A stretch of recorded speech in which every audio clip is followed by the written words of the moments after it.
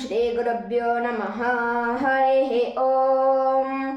मेधा देवे दुषमाना न आगाद्विश्वाची भद्रा सुमनस्यमाना त्वया जुष्टानुदमाना दुरुक्तान् बृहद्वदेम विदते सुवीराः त्वया जुष्टऋषिर्भवति देवि त्वया ब्रह्मा गतश्रीरुतत्वया त्वया जुष्टश्चित्रं विन्दते वसुसानो जुषस्वद्रविणो न मेधे मेधां म इन्द्रो दधातु मेधां देवी सरस्वती मेधां मे अश्विनावुभावा धत्तां पुष्करस्रजा अप्सरासु च या मेधा गन्धर्वेषु च यन्मनः दैवें मेधा सरस्वती सा मां मेधा शुरभिर्जुषता स्वाहा आमां मेधासुरभिर्विश्वरूपा हिरण्यवर्णा जगते जगम्या ऊर्जस्वती पयसा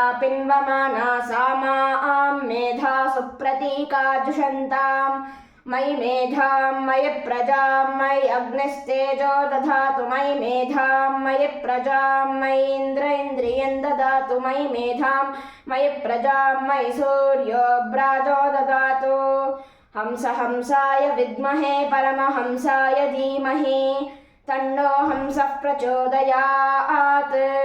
ॐ शान्तिः शान्तिः शान्तिः।